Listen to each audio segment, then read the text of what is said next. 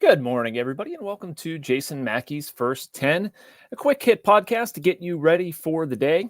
Today is Monday, June 3rd in Pittsburgh, Pennsylvania, and we've got a lot to discuss, starting with some interesting comments from Pirates general manager Ben Cherington over the weekend. Also going to hit on a couple Steelers topics, but first want to remind you that we're sponsored by the North Shore Tavern. You don't have to be a baseball fan to love it there. The interior is wall-to-wall Pirates. There are appetizers, entrees, cocktails, and of course, steak and seafood on a sizzling lava stone. Open every day. The North Shore Tavern across from PNC Park is Pittsburgh's home for steak on a stone.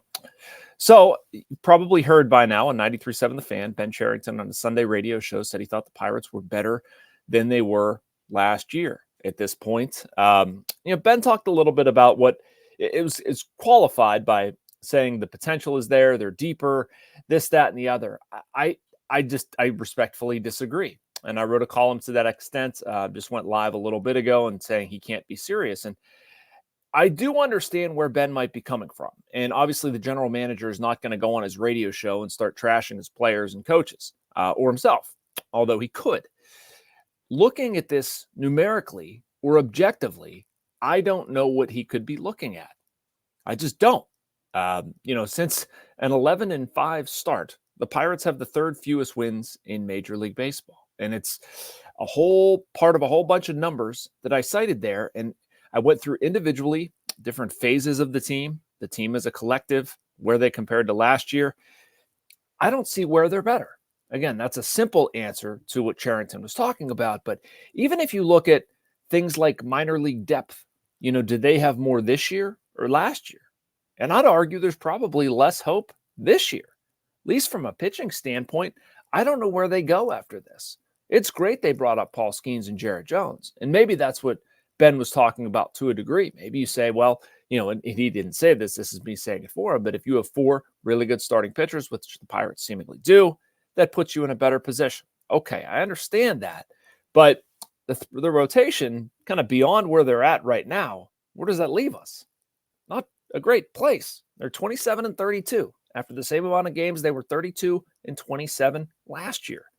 If you look at their offense, their average has gone from 248, 17th in MLB, to 229, OPS 731 to 658.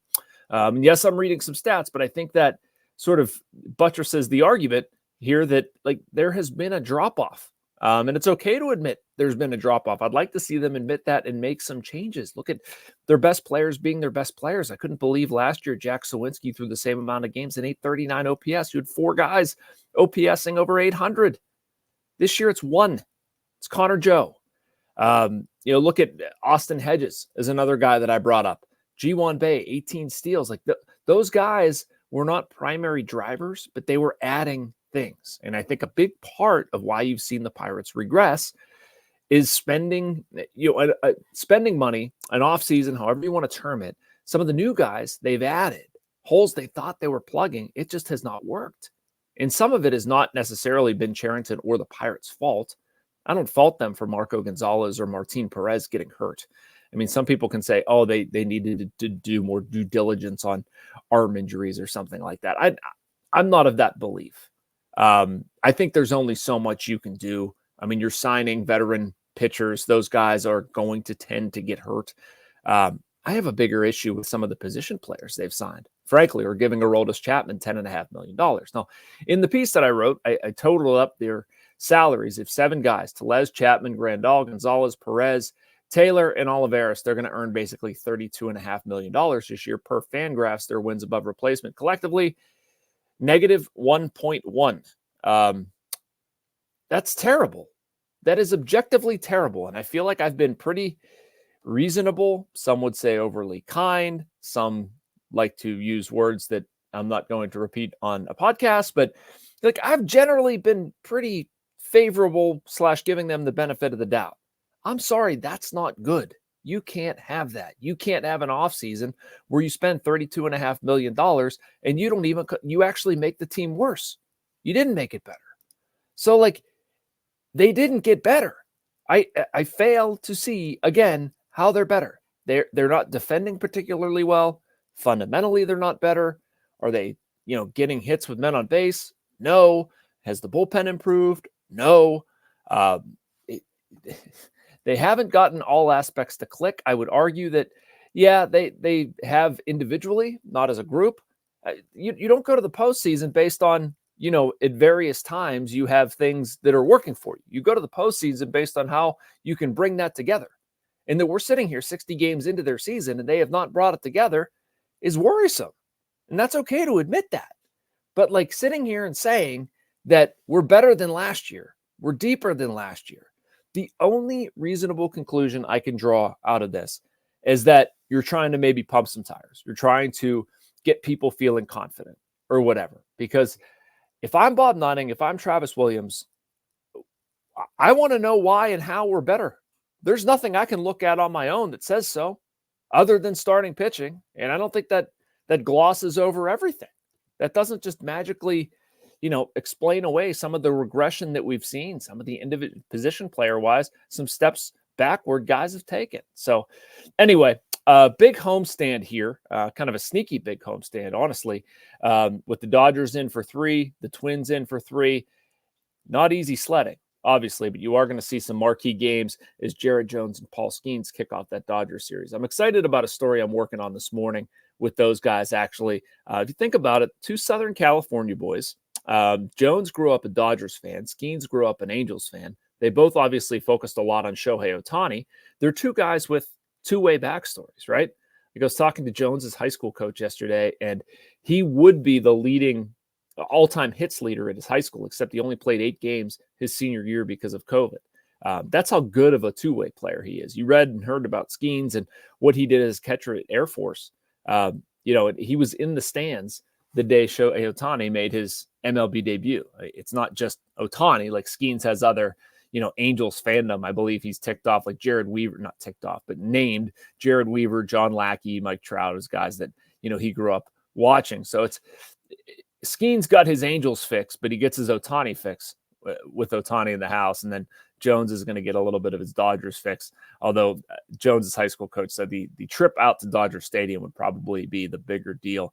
In any case, I think it's just going to be a lot of fun. You have 2 of the most exciting pitching prospects in baseball going against a team that is obviously rather loaded. You may have noticed with the Dodgers. So I'll be down there as much as I can. Going to head over to Steelers OTAs a little bit, which offers a transition to some topics over there. I wanted to start with the offensive line situation, and actually something got into a debate on the Sunday Sports Showdown with Bob Pompiani and those guys last night.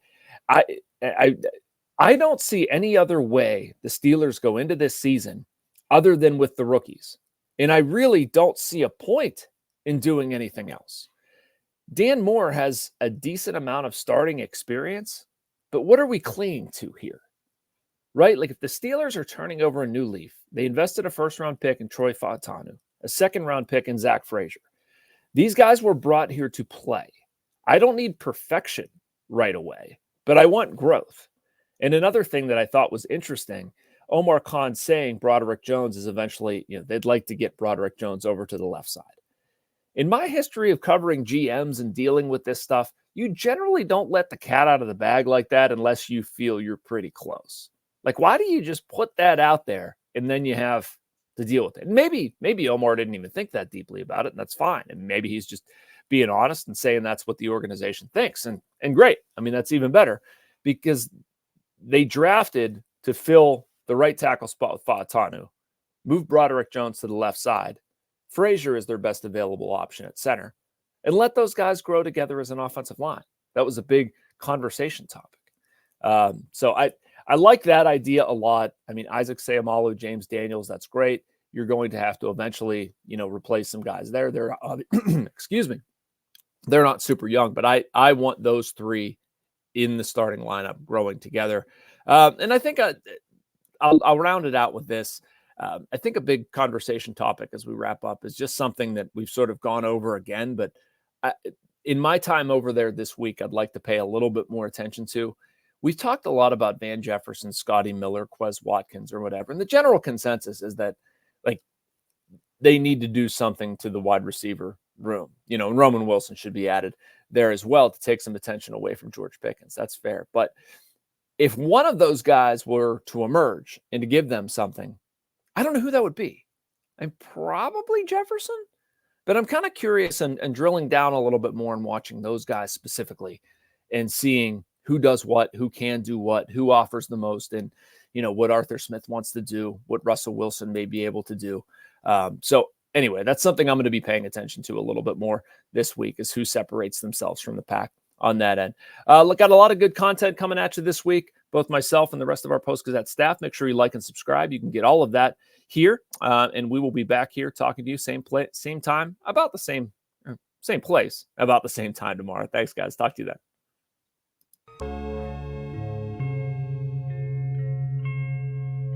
Thank you for checking out this content from Post-Gazette Sports. If you watch this video on YouTube, please like the video and subscribe to our channel.